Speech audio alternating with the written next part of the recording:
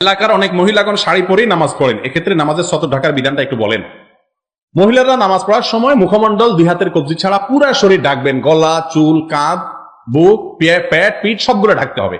এখন শাড়ি, শুধু শাড়ি পরে পড়লে তো এগুলো ঢাকা সম্ভব না, তাই না? হাতের গোছা খুলে যাবে, গলা খোলা থাকবে, শুধু শাড়ি পরলে সম্ভব না। এই জন্য শাড়ির উপরে যদি আরেকটা বড় ওড়না, নামাজের ওড়না আছে আজকাল, এগুলো যদি পরে নেয় তাহলে নামাজ হয়ে যাবে, কোনো অসুবিধা নেই। তার শরীর ঢাকতে পারলেই হলো। তিনি ভেতরে শাড়ি পরবেন না থ্রি পিস পরবেন, সেটার সাথে নামাজ হওয়া না হওয়ার কোনো সম্পর্ক নাই। কিন্তু শুধু শাড়ি যদি পরে নামাজ পড়েন তাহলে হাতের গোছা দেখা যাবে, তারপরে গলা দেখা যাবে, চুল দেখা যেতে পারে, পেট পিঠে কোনো অংশ দেখা যেতে পারে, নামাজ হবে না। আমাদের দেশে অনেক মা বোনরাই ভুলটা করেন, যার কারণে তাদের নামাজ হয় না। নামাজের মধ্যে সতর ঢাকা কি ফরজ, সেই ফরজটা তরক হয়ে যায়।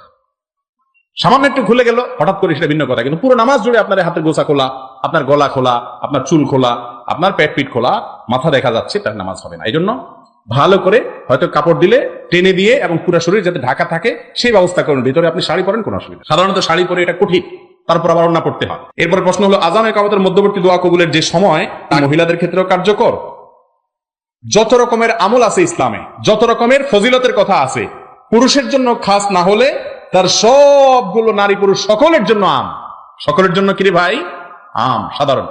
অতএব আযান ইকামতের মধ্যবর্তী সময় দোয়া কবুল হয়, এটা শুধু পুরুষের ক্ষেত্রে না, নারীর ক্ষেত্রেও প্রযোজ্য। আমাদের মা বোনরা তাদের বাসা বাড়িতে ওই অবস্থায়, তিনি হয়তো পাটাপুতাতে কিছু বাটছেন বা কোনো কাজ করছেন, রান্না বান্না করছেন, ওই অবস্থায় মনে মনে আল্লাহর কাছে দোয়া করবেন, ইনশাআল্লাহ তাআলা কি করবেন? দোয়া কবুল করবেন। বাথরুমে ওযু করার সময় আউযুবিল্লাহ, বিসমিল্লাহ এবং শেষে কালিমা শাহাদাত জোরে পড়লে কি গুনাহ হবে? মাকরুহ তাহরিম, মাকরুহ হবে, এটা অপছন্দনীয় কাজ, এটা অনুত্তম কাজ, ছোট গুনাহ হবে, যদিও বড় গুনাহ হবে না। ওযু যদি বাথরুমে করতে হয় মনে মনে বিসমিল্লাহ পড়বেন, বাইরে হয়ে আয়েশা বাথরুম থেকে তারপরে কালিমা শাহাদাত পড়বেন। আর সবচেয়ে ভালো হয় যদি আপনি বাইরে বেসিন থাকে, সেখানে উযু করে হাত মুখ ধুয়ে পাওটা ভিতরে গিয়ে তুলেন, তার আর কোনো ঝামেলা থাকে না। বিয়ের সময় স্ত্রীকে দেওয়া গহনা কি স্বামী বিদেশ যাওয়ার সময় বিক্রি করতে পারবে? খুবই গুরুত্বপূর্ণ একটি প্রশ্ন। বিয়ের সময় স্ত্রীকে গহনা দিয়েছেন, যদি সেটা মহারণা থেকে দিয়ে থাকেন, মহারণা থেকেই তো দেয় বেশিরভাগ, তাই না? এরপরে ওইটার মালিক কে হয়? স্ত্রী হয়ে যায়। আপনি বিদেশ যাওয়ার সময় স্ত্রীকে জিজ্ঞাসাও করেন না, বলেন যে এই তোমার হাতটা দাও, ইয়েটা দাও, ভিসা এসে গেছে, টাকা দিতে হবে, বেছে নিয়ে চলে আসবে। আমার দেশে মেয়েরাও বড় নিরীহ, দিয়ে দেয়।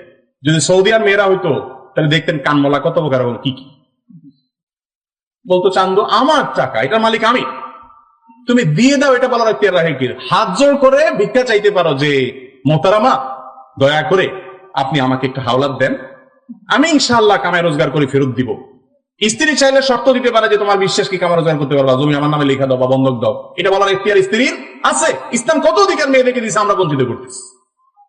মনে রাখবেন, প্রত্যেকের অ্যাকাউন্ট, প্রত্যেকের হিসাব আলাদা। আমাদের দেশে মেয়েরাও এত সোজা, আমি সবসময় মেয়েদেরকে বলি আপনারা এত সোজা হবেন না। বিয়ের পর পর ভালোবাসা তো উতরায় প্রথম প্রথম, তখন এবার স্ত্রী স্বামী মহব দিতে গেলে বলে, স্বামী গো এটা তুমি কি কো, তোমার টাকা তোমার কাছে থাকে আমার থেকে একই কথা, থাক আমার লাগবে না।